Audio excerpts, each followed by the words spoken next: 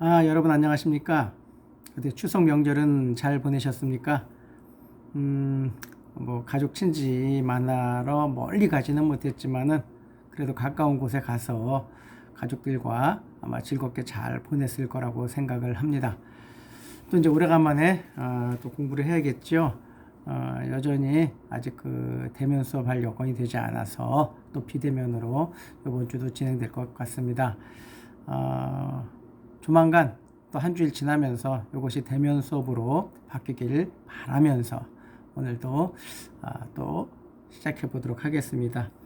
우리가 지난주에는 일본 요리의 기본, 그래서 조미료, 향신료, 그 다음에 일본 요리 조리 도구, 칼, 좀 무서웠죠? 제가 칼 들고 막 이렇게 보여주니까.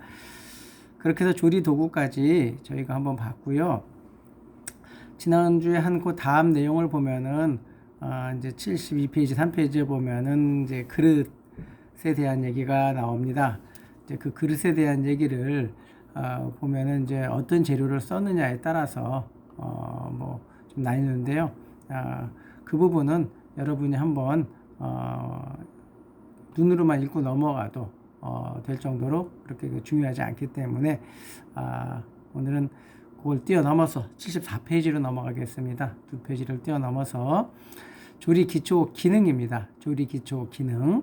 그래서 이제 기본 썰기하고 어떤 그 일본 요리의 기능적인 면에서 어떤 기본적인 기초 지식을 여러분이 알아야 되는지를 한번 살펴보도록 하겠습니다. 자, 74페이지를 한번 볼까요?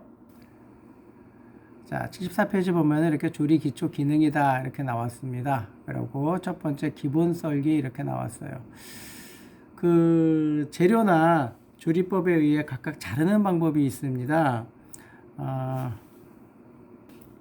재료가 길거나 굵거나 또 재료가 단단하거나 아니면 재료가 질기거나 아니면 재료가 부드럽거나 수분을 많이 함유하고 있거나 아니면은 이 결이 좀 단단하거나 뭐 이런 거에 따라서 약간 써는 방법이 좀 달라집니다. 또한 보기에도 어떻게 하면 이쁘고 보기 좋게 할 수 있을까, 아니면 이제 조리하는 방법에 어떻게 쓰는 것이 이 재료는 가장 유용할 것인가에 따라서 그 재료마다 써는 방법이 좀 다양합니다. 다양하게 다르게 구분이 되는데요. 사진과 곁들여서 여러분에게 이제 설명을 드릴 텐데, 일본 요리로도 일본 용어로도 그런 것들을 숙지하는 것이 괜찮고요. 또 한국말로도 아는 것이 좋고, 여러분이 조금 더 자신이 있다면은 서양 요리에서 외국어로 영어나 불어 같은 걸로 써는 것이 같은 거다 그러면은 같이 외워두시면은 훨씬 더 유용합니다. 일단 여기서는 일본 요리를 하는 데 있어서 기본적인 썰기가 어떤 것인지부터 한번 살펴보도록 하겠습니다. 기본 썰기에 있어서 재료나 조리법에 의해서 각각 자르는 방법이 있다라고 설명을 드렸는데요. 이거는 이제 먹기도 좋고 조리하기도 편리하고 맛을 내기도 쉽고 그 다음에 제일 중요한 것 중에 하나가 보기에도 아름다운 썰기 방법을 결정하는 것이 상당히 중요합니다. 그래서 같은 조리법이라 할지라도 담는 그릇이나 방법에 따라서 써는 방법을, 그 모양을 좀 달리할 수가 있습니다. 그래서 여기서는 응용적인 것보다는 기본적인 썰기 방법과 그 용어를 설명했는데, 조리 기술을 배우기 위해서는 그 용어의 이해와 숙지가 반드시 필요할 것이다 라는 생각을 갖습니다. 그래서 사진을 보면서 이렇게 써는 것을 이렇게 부르는구나, 이렇게 이해를 해주시면 될 것 같습니다. 한번 보도록 하겠습니다. 자, 기본 썰기 이해는 간단하게 말씀드렸고요. 첫 번째, 보통 가늘고 길고 부드러운 그런 무나 당근 같은 것을 둥근 모양으로 그대로 써는 것, 이렇게 써는 것을 갖다가 와기리라고 합니다. 따라해 볼까요? 와기리. 와기리. 예. 이것은 칼날을 살짝 밀거나 아니면 살짝 당기면서 몸쪽으로 끌어당기면서 썰면은 되겠습니다. 그래서 비교적 좀 부드러운 재료를 이렇게 쓸고요. 당근도 이렇게 쓸기보다는 당근을 좀 반을 나눠서 쓰는 경우도 많습니다. 왜 당근은 좀 단단하거든요. 오이같이 부드러운 것들을 이렇게 썰고, 그럼 당근은 어떻게 썰까요? 라고 물어보시면은 또 다른 해답을 드릴 수가 있죠. 그래서 당근 같은 것을 일단 반을 쪼개서 써는 것이 훨씬 유용하기 때문에 반을 쪼갭니다. 반을 쪼개가지고 이것을 갖다가 쪼개가지고 아까 와기리 썬 것처럼 써는 것, 이것은 반달처럼 썬다 그래가지고 여기 보면 반월 이렇게 써 있는데요. 네. 그래서 한개스 길이라고 합니다. 한개스 길이 따라해 볼까요? 한개스 길이. 네. 아까 오이는 와기리. 와기리. 와 그냥 막 쓰면 되는구나. 길이 쓰면 되는구나. 이렇게 이해하시면 좀 빠를 수 있을지 모르겠어요. 네, 이 당근을 반을 갈라가지고 저렇게 와기리처럼 써는 것을 갖다가 반달 모양으로 썰었다 그래서 이것을 한개스 길이라고 합니다. 한개스 길이. 아까 와기리에서는 와는 그 차륜, 그러니까 차 바퀴 같다 뭐 이런 뜻이고요. 한개스는 반달 같다 이런 뜻으로 이해를 하면 되겠습니다. 굳이 따지자면 아까 와기리한 것을 반으로 자른 그 반달 모양을 갖다가 한개스 길이라고도 하는데 그렇게 써는 경우는 거의 없고요. 좀 단단한 것을 반을 쪼개가지고 와기리처럼 썰면은 이것이 한개스 길이라고 합니다. 용도에 따라서 그 두께는 좀 더 얇아지거나 좀 더 두꺼워지거나 이렇게 할 수가 있겠습니다. 그래서 요리에 사용을 합니다. 자, 그 다음에 세 번째가 있습니다. 요 세 번째는 역시 당근으로 하는 건데요. 그 당근을 갖다가 아까 반을 쪼갠 것이 한개스 길인데 반을 쪼개서 써는 것을, 요거는 반을 쪼갠 것을 또 반을 쪼개. 그러니까 어떻게 된 겁니까? 반을 쪼갠 것을 또 반을 쪼갰어요. 그러니까 이것은 반달 모양도 아니고 또 반의 4분의 1, 그러니까 길이로 4분의 1을 자른 다음에 그 다음에 자른 것을 갖다가 우리는 뭐라고 말하는 거야? 이걸 볼까요? 75페이지에 이쪽 길이라고 합니다. 따라볼까요? 이쪽 길이. 이쪽 길이. 이쪽 길이는요, 뭐 굳이 설명하자면은 은행잎을 생각나게 만드는 이름에서 모양에서 이름이 지어졌다고 하는데 원통형의 재료를 4분의 1로 갈라서 용도에 따른 두께로 썰어서 사용을 합니다. 여기서 이렇게 썰어 사용하는데 모퉁이를 갖다가 조금 잘라내서 이런 모양이 되게 하면 꼭 은행잎 모양이 되겠지요. 그래서 이게 은행잎처럼 잘라서 사용하기도 합니다. 그래서 이렇게 자른 것을 갖다가 이쪽 길이다 이렇게 설명을 할 수가 있습니다.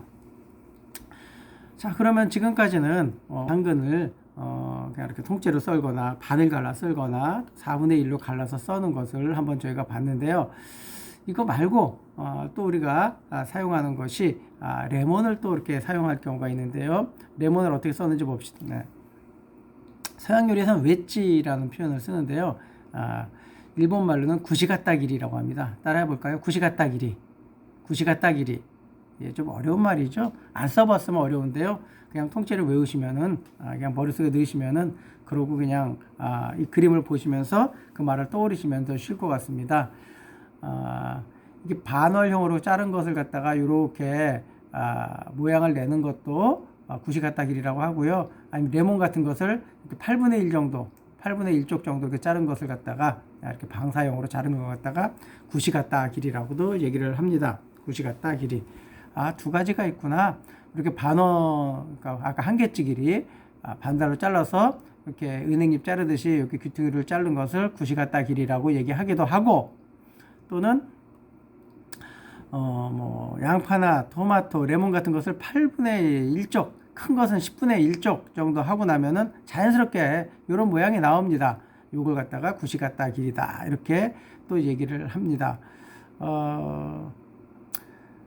그 다음에 있는 것이 이렇게 아주 가는 실파를 갖다가 아주 잘게 써는 것. 여러분이 아마 내년에 실습을 하게 되면은 요런 실파를 많이 쓰게 될 텐데요. 주로 가늘고 길고 부드러운 긴 재료를 갖다가 아주 적당한 두께로 써는데 실파를 얇게 썰 때 주로 많이 사용하는 것 갖다가 고구찌 길이 이렇게 얘기를 합니다. 가늘고 긴 것을 저렇게 잘게 써는 것을 고구찌 길이라고 하는구나. 여기서 중요한 것은 저 두께가 일정해야 될까요? 아니면 달라도 될까요?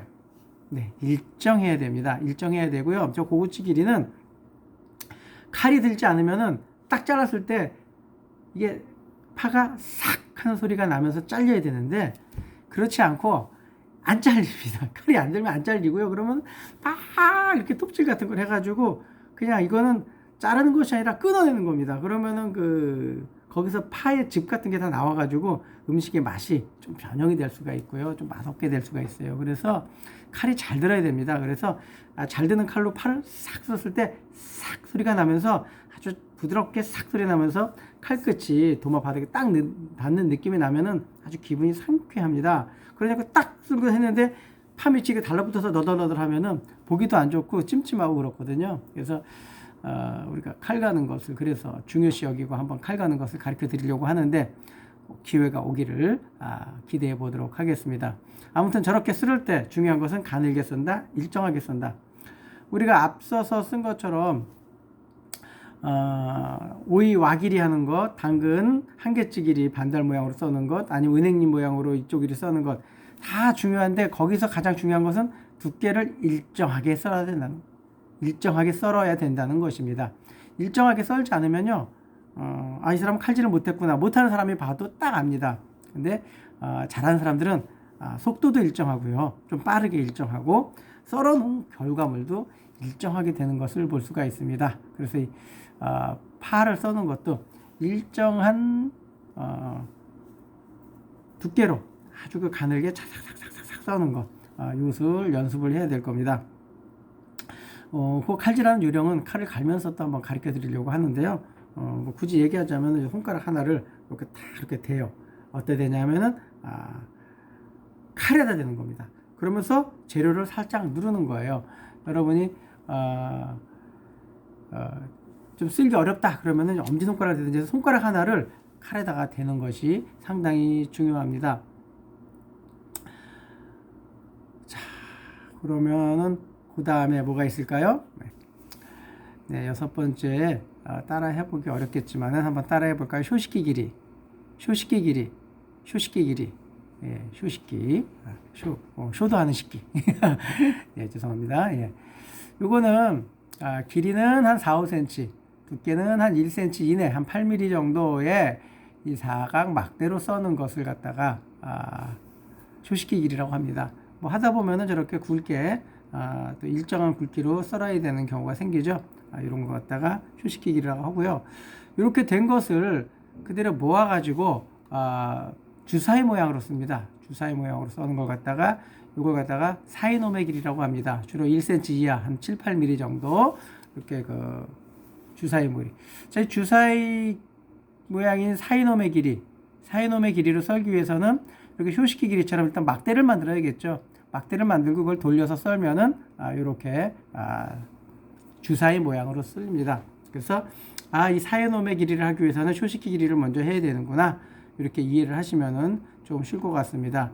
사이노메 길이를 하기 위해서는 쇼시키 길이를 해서 막대 모양으로 만든 다음에 그 막대 모양을 갖다가 이렇게 좀 주사위 모양으로 써는 것, 이걸 갖다가 사이노메 길이다, 이렇게 생각할 수 있구나 라고 생각하시면 됩니다.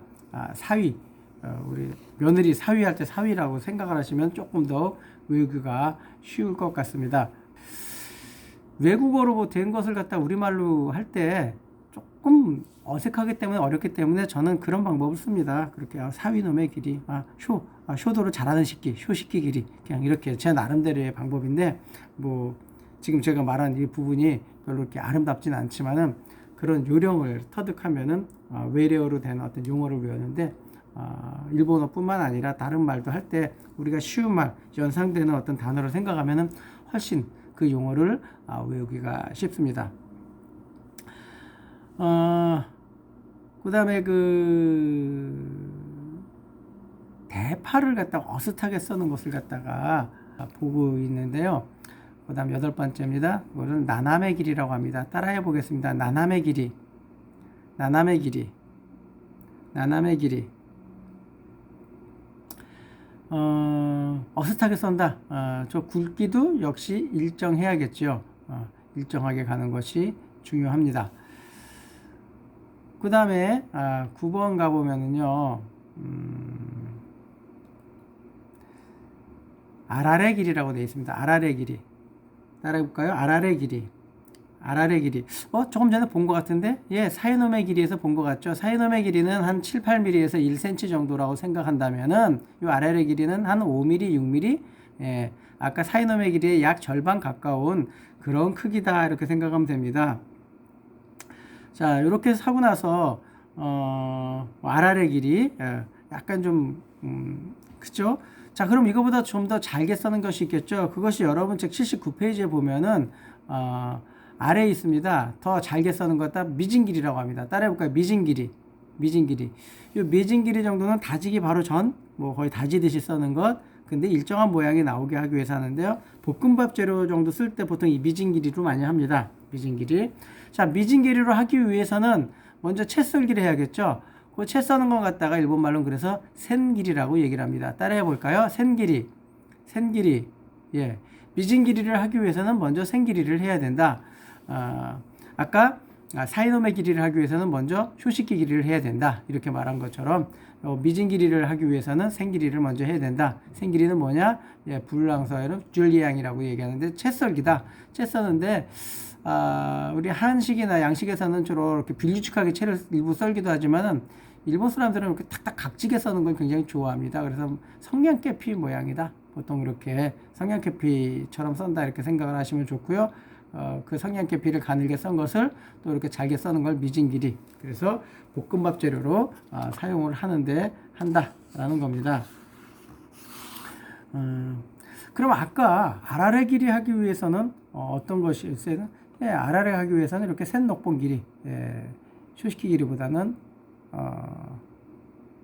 좀 가늘게 이렇게 써는 거죠. 자, 그러면서 이 사람들이 또 아주 그 표현을 기가 막히게 했는데 바늘처럼 썬다. 그래가지고 하리 길이라고 합니다. 하리 길이. 바늘처럼 가늘게 쓴다. 하리 길이. 여기 좀 생강을 갖다 가늘게 썰고 있는데요. 여러분들 실습하다 보면 이 생강을 가늘게 썰게 되고요. 김도 가늘게 썰 수 있습니다. 김도 가늘게 썼는데 역시 칼이 잘 들어야겠죠. 예, 그래서 옆에 물에다가 한번 이렇게 띄워봤습니다. 얼마나 가는가. 이렇게 해서 매운맛도 빼면서 이렇게 잠깐 담궈뒀다가 요리에 사용을 합니다. 김을 썰 때는 우리 그 생선을 잡는 대박 칼을 가지고 그 끝을 가지고 작두처럼 썰고 팔목에 스냅을 딱 이용하는데 이것도 다음에 한번 보여드릴 기회가 있기를 기대합니다. 자, 그 다음에 이제 그 우리가 말하는 그 물김치 같은데 보면은 무나 당근을 조금 이렇게 얇게 썰지요. 예, 그렇게 얇게 써는 것, 요걸 갖다가 단자꾸 길이라고 합니다. 따라해 볼까요? 단자꾸 길이, 단자꾸 길이. 무나 당근에 이렇게 사용하고요. 스키야키 같은 어떤 얇은 요리, 금방 익히는 요리를 할 때, 이거 오래 익히는 게 아니라 잠깐 익힐 거고, 금방 익어야 되는 요리를 할 때는 이렇게 단자꾸 길이를 이용해서 썰기를 합니다. 그 다음에 이제 일본 요리에서 썰기하면 가장 이제 대표적인 것 중에 하나가 바로 요 가스라 묵기입니다. 따라해 볼까요? 가스라 묵기. 무, 당근 이런 건 굉장히 어렵지만은 오이는 좀 쉽습니다. 부드럽기 때문에 칼로 돌려 깎는 겁니다. 칼로 돌려서 깎아서 얇게 깎아내는 거죠. 저것을 얇게 깎아서 책 위에 올려놓으면 글씨가 보일 정도로 된 것이 성공적이라고 할 수가 있습니다. 이것은 좀 더 많은 테크닉이 필요하고요. 고도의 기술이 필요한데 그러기 위해서는 많은 연습을 해야 합니다. 많은 연습을 하지 않고는 저렇게까지 될 수가 없거든요. 이것도 여러분 실습하게 되면은 생선회 밑에 까는 그런 그 무생채 같이 생긴 그런 무채 갱 같은 걸 썰 때도 저렇게 돌려서 일본 사람들은 깎습니다. 그래서 칼질을 굉장히 세밀하게 잘하는 것들을 보면은 일본 요리에서 굉장히 세분화시켜서 이렇게 칼질을 하는 것을 볼 수가 있습니다. 그 다음에는 이제 나온 재료가 좀 단단한 재료인데요. 우엉입니다. 우엉. 우엉은 굉장히 섬유질이 강해가지고 섬유질이 강해서 막 잘 익지도 않습니다. 그래서 좀 작게 썰거나 가늘게 써는 이런 그 썰기 방법을 사용하는데요. 자, 여러분 책의 82페이지에는 이렇게 나와 있습니다. 처음에는 란길이라고 합니다. 란길이. 저거는 돌려가면서 이렇게 한 삼각형 모양이 되게끔 써는 겁니다.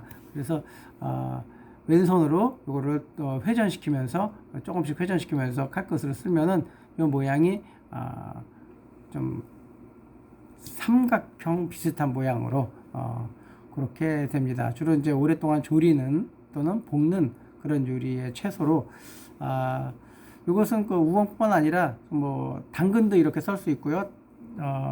아니면은 감자도 이렇게 썰 수가 있습니다. 그래서 보통은 그 카레 요리할 때 이렇게 많이 썰기도 하죠. 카레 요리하니까 바로 여러분들 하고 이해가 빠르실 거라고 생각합니다. 그 다음에 있는 것이 사사각기입니다. 따라해 볼까요? 사사각기. 이 사사라는 말은 대나무란 뜻이고요.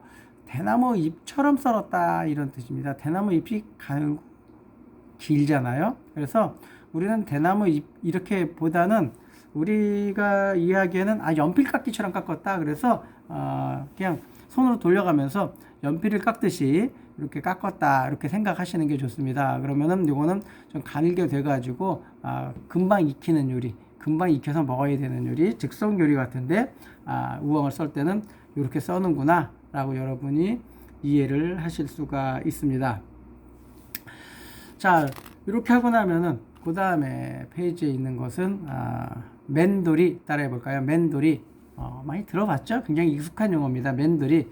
이거는 이렇게 그 어떤 모양으로 쓸었던 간에 이 무나 당근의 그 모양을 썰어서 조림을 할 때 이 모서리가 날카로우면은 요것이 이렇게 파이거나 요것이 또 다른 재료에 영향을 줄 수가 있고 본인도 또 상처를 입을 수가 있으니 여기 좀 부드럽게 이렇게 면을 잘라내는 겁니다. 그러면은 요것들이 좀 부드러워져 가지고 자기나 또는 다른 재료의 모양이 변형이 되는 것을 방지할 수 있다라고 해줍니다. 그래서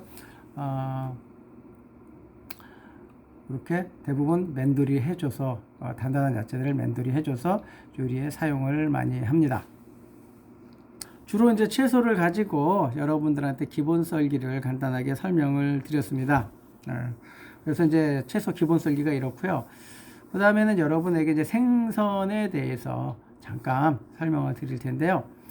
생선은 일본은 섬이잖아요. 우리나라도 역시 삼면이 바다로 있기 때문에 생선을 많이 사용합니다. 생선을 많이 사용하는데 일본은 우리보다 더 많이 사용을 하죠. 그래가지고 주변이 바다로 돼 있어서 해산물이 굉장히 풍부하고 우리보다 더 많은 생선을, 더 많은 종류의 생선을 더 많은 조리법으로 상당히 많이 그 발전을 시켰습니다. 또 이제 보존을 시키기 위해서 거기 내륙지방까지 가져오기 위해서 보존을 위해서 또 이 생선을 갖다가 절이는 방법들도 굉장히 많이 발달을 했습니다. 그래서 지금 이 시간에는 아무래도 기본을 말하는 시간이니까 어패류의 손질 방법이나 선택 방법 이런 것들을 한번 설명해 드릴 텐데요. 손질하려면 먼저 선택을 해야 되지 않습니까? 그래서 어패류의 선택 방법부터 한번 보도록 하겠습니다. 여러분 책 84페이지를 보시기 바랍니다. 자, 이 어패류의 선택 방법은 어류 그러면요 눈이 팽팽하고 검은 동자가 맑아야 됩니다. 흐릿하면 안 돼요. 사람도 흐릿한 사람은 별로 좋은 사람 아닙니다. 육질이 탄력이 있어야 돼요. 배가 단단하고 비늘이 떨어지지 않았으면 아가미가 선홍색 그러니까 빨간색에 가까운 것이 변색되지 않은 것이죠. 그런 것이 굉장히 좋은 생선이다. 자, 이거 뭐 상식적이에요. 일단 눈이 맑아야죠. 눌러봤을 때 탄력이 있어야 돼요. 이렇게 나와야 돼요. 쑥 들어가 버리면 안 되고, 하여튼 누를 때 그냥 쑥 눌리는 느낌보다는 탄력성 있게 팽팽한 느낌. 그런 것이 육질에 탄력이 있는 것이 좋다. 그리고요, 배가 단단해야 된다는 것은 배 내장이 있거든요. 생선은 아가미와 내장이 제일 먼저 변질됩니다. 그래서 이 내장이 변질된 것은 배를 누르면 배가 터지거나 그 배에서 뭐가 나옵니다. 내장이 터져서 나와요. 이미 그것은 변질되기 시작했다는 겁니다. 이런 것은 생선 회로 쓰기에는 다소 선도가 떨어지는 것이고요. 또 아가미가 이제 빨간 색깔이어야 된다 그랬죠. 빨간색에 가깝고요. 이것이 변질되면은 초콜릿색에 가까워집니다. 밤색에 가까워지는 것은 밤색에 가까우면 가까울수록 이것은 굉장히 선도가 떨어지는 거다. 그 다음에 이제 비늘이 다 붙어 있어야 돼요. 비늘이 막 떨어져 있다 그러면 이것도 역시 선도가 떨어지는 것이고요. 껍질에 이렇게 점액 물질이 있다. 이것이 점액 물질이 생기는 것도 있어요. 근데 이게 생기는 점액이 맑고 투명해야 돼요. 흐릿하거나 좀 색깔이 뿌옇다 그러면은 별로 좋지가 않죠. 이것을 이제 생선별로 보면 참돔 같은 것은 눈 위가 청색으로 빛나고 전체적으로 금색과 적색이 비칩니다. 이렇게 비치면요, 뭐 무지개 색깔이 비치기도 하고 그래요. 네. 그다음 이제 옥돔이나 갯장어 이런 것들은 신선한 것은 점액이 액상이지만 선도가 떨어지면 희게 하얗게 변색이 된다라는 것이고요. 장어는 이제 둥글고 윤기가 흐르며 아주 고다해야 되고 상처가 당연히 없어야죠. 자, 요즘에는 장어를 고르다 보면은 장어가 꺾인 게 있어요.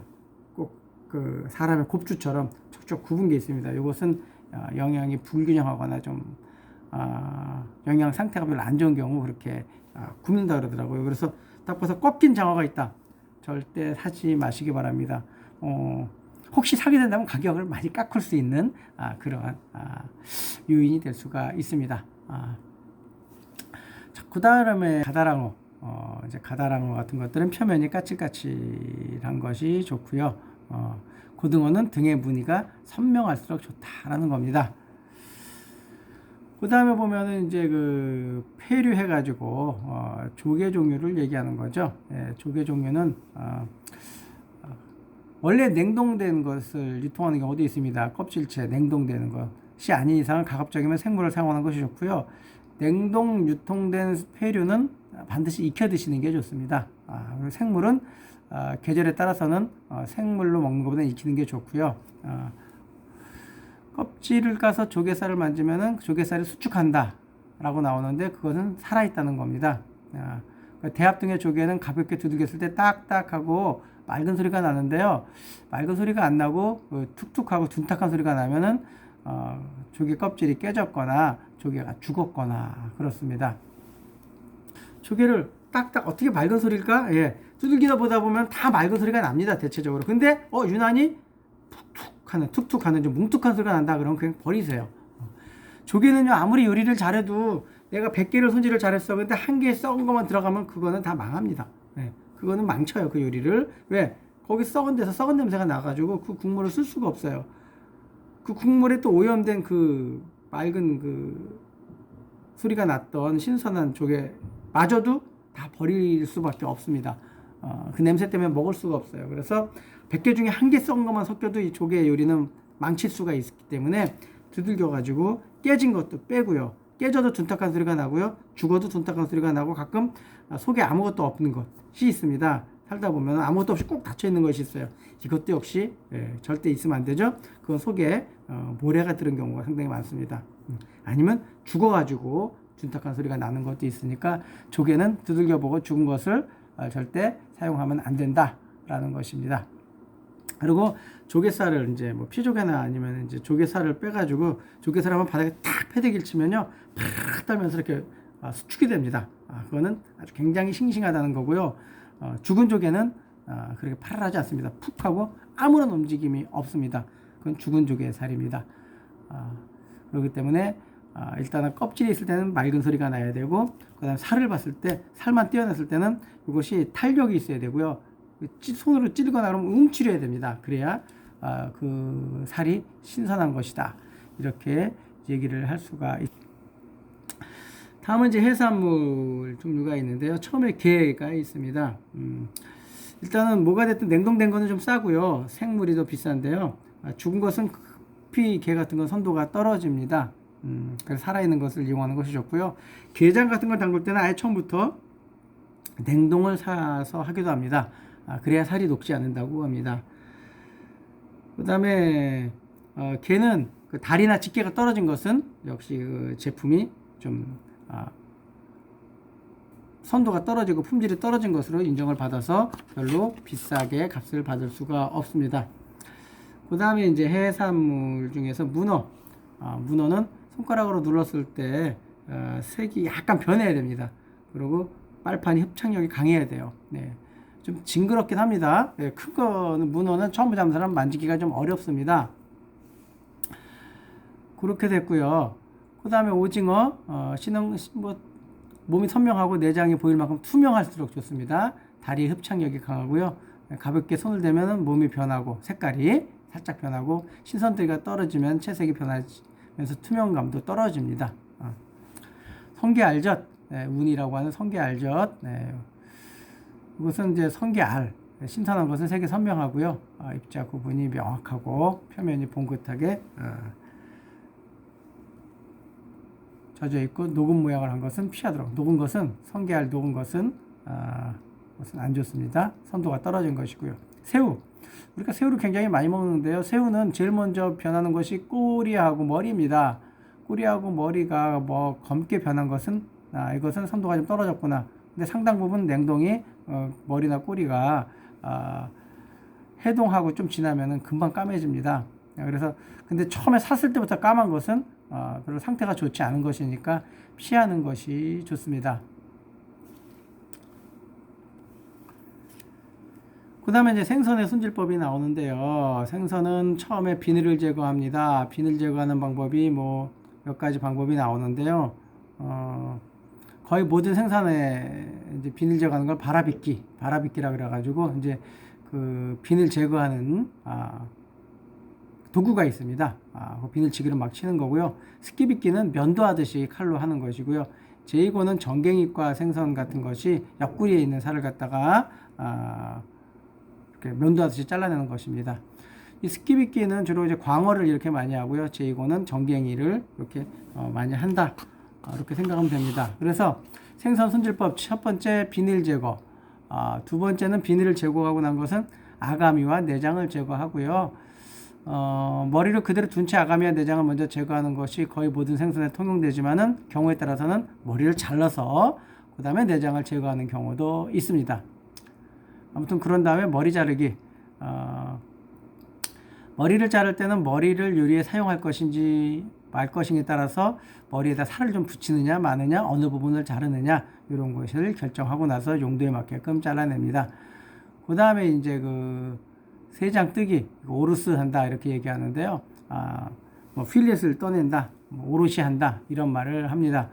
주로 이제 석장 뜨기, 산마이 오롯이라 그래서 석장 뜨기 방법을 가장 많이 사용하고요. 생선이 좀 크다 그러면 5장 뜨기 합니다. 고마이 오롯이. 생선이 큰 경우 5kg 이상 된다 그러면은 석장 뜨기 하기에는 그 생선을 잡았을 때 생선이 그 막 이렇게 좀 육질이 찢어질 수가 있고 그렇거든요. 무겁기 때문에 그럴 때는 좀 5장 뜨기 고마이 오롯이도 한다. 뭐 이렇게 이해를 해주시면 될 것 같습니다. 그 다음에 이제 생선의 보관법은 물로 씻은 생선은 즉시 오롯이 그러니까 필렛을 잘 잘라가지고 냉장고에 보관하면 선도를 오래 할 수 있고요. 아니면 이제 얇은 종이처럼 나무를 만든 것이 있습니다. 이것을 겹겹이 싸가지고 수분이 증발하지 않도록 하고요. 요새는 또 생선 또는 참치 이런 전용 그런 그 종이가 나와서 그걸로 똘똘 말아가지고 사용을 합니다. 이게 회로 사용할 것이 아니고 조림이나 구이로 사용할 것이다. 아니면 지리에 사용할 것이다 그러면은 얼음을 꼭 채워서 선도를 유지하는 것이 굉장히 중요합니다. 예. 그 다음에 이제 그 생선 회로 쓸 것은 잘 포장을 해서 수분이 증발하지 않도록 하는 것이고요. 그 다음에 그 지리나 아니면 구이나 조림할 것은 얼음을 채워가지고 하는 것이고요. 그 다음에 구이에 사용할 거다. 이 구이에 사용할 것은 대체적으로 약간의 소금을 뿌려 넣습니다. 소금을 뿌려 가지고 살짝 재워 넣습니다. 그래서 소금의 간을 가지고 하는데 이 소금 뿌리는 것도 방법이 또 몇 가지가 있습니다. 여러분 책에 보면은 첫 번째가 후리 나옵니다. 후리지오. 후리지오는 그 막 뿌리는 겁니다. 소금을 생선에다 뿌리는 겁니다. 우리가 일반적으로 많이 보는 건데요. 무슨 그 혹시 먹방이나 이런 조리 과정에서 이렇게 소금을 들고 생선을 이렇게 딱 넣은 다음에 이렇게 손을 흔들면서 요 손가락 사이로 소금을 빠져나가게 이렇게 뿌리는 겁니다. 뿌리면서 왼손을 왔다 갔다 하는데요. 생선 중에서 좀 두툼한 부분이 있고 얇은 부분이 있어요. 그러면은 두툼한 부분보다는 얇은 부분이 소금이 많이 가면 되겠습니까? 안 되겠습니까? 안 되죠. 두꺼운 부분보다 얇은 부분이 좀 적게 가기 위해서 요 왼손으로 살짝 방해를 놓습니다. 그래서 얇은 부분은 좀 덜 가게 하고 두꺼운 부분이 이렇게 소금이 많이 가게 하는 거, 이걸 막 뿌린다 그래서 후리지오라고 얘기를 합니다. 이렇게 후리지오 하기에는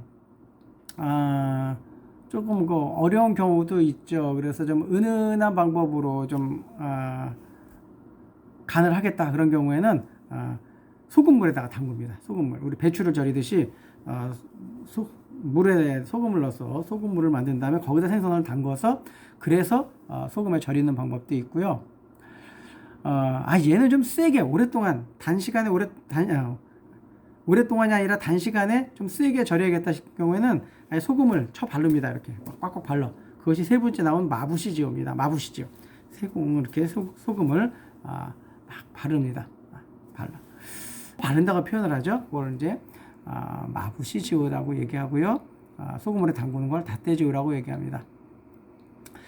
그 다음에 아주 고급적인 방법인데요. 가미시오라는 게 있습니다. 따라해 볼까요? 가미시오. 가미가 종이라는 뜻입니다. 종이라는 뜻이에요. 생선이 있으면은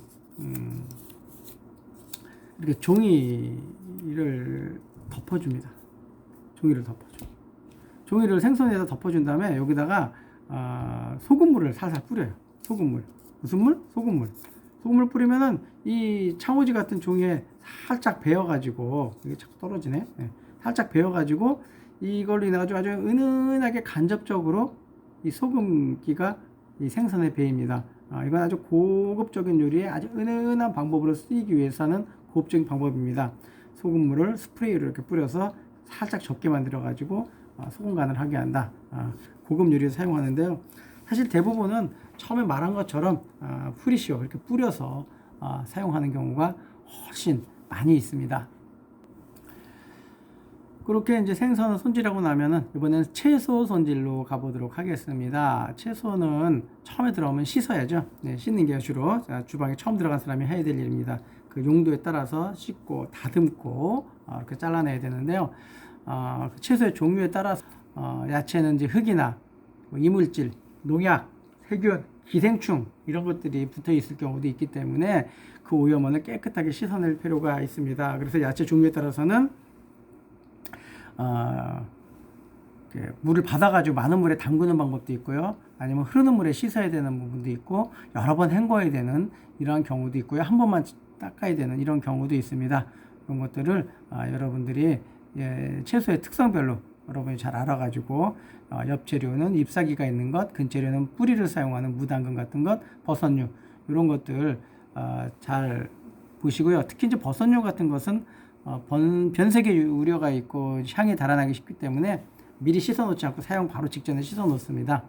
이 엽채류나 근채류는 사용하기 편하게끔 미리 씻어 놓죠. 씻어 놓을 뿐만이 아니라 또 잘 잘라 놓습니다. 이걸 절단해 놓는다 그러죠. 이 절단하는 방법에 있어서도요. 좀 부드러운 야채는 섬유 방향으로 자르면 약간 질겨서 씹는 촉감을 좋게 할 수 있고, 단단한 야채는 섬유의 직각으로 자르면 조금 연한 느낌을 줄 수 있다. 자, 이러면은 여러분 김치를 썰어 먹기도 하고 찢어 먹기도 하죠. 어른들은 찢어 먹는 게 맛있다고 합니까? 썰어 먹는 게 맛있다고 합니까? 아마 여러분들 썰어 먹는 것보다는 찢어 먹는 것이 맛있다고 어른들이 말씀하시는 걸 많이 들어봤을 겁니다. 찢어 먹으면요, 이게 부드러운 섬유질이기 때문에 찢어 먹으면 더 오래 입에서 아삭아삭 거리는 것을 좀 더 많이 느낄 수 있고, 좀 오래 씹을 수가 있고 씹는 맛이 좀 강한데요. 김치나 배추 같은 것에 섬유질이 이렇게 길이로 되어 있어요. 찢으면은 이 길이를 갖다 다 이렇게 찔깃찔깃하게 먹을 수가 있고, 이걸 자르면은 이 섬유질이 다 잘라지는 거죠. 그러니까 좀 더 부드럽게 느껴지는 거죠. 그래서 단단한 채소는 섬유질이 이렇게 되어 있다, 이렇게 자르는 겁니다. 무, 당근 이렇게 자르죠. 이렇게 잘 안 자르고 이렇게 자릅니다. 김치도 그냥 이렇게 잘라서 먹기도 하지만은 찢어 먹으면 더 맛있어. 부드럽기 때문에. 그래서 좀 부드러운 것은 요 결대로 자르고, 부드럽지 않고 좀 단단한 것은 결의 반대 방향으로 결을 끊어주는 것. 이것은요, 채소뿐만이 아니라 생선도 마찬가지고 고기도 마찬가지고요. 결의 반대 방향으로 결이 가는 거를 잘라내면은 부드러워집니다. 좀 더 부드럽게 느끼고 싶으면 이렇게 자르고, 질기게 느끼고 싶다 그러면 결대로 자르는 겁니다. 이것은 다른 재료에도 많이 통용이 되니까 여러분이 그렇게 이해를 하시면 좋을 것 같고요.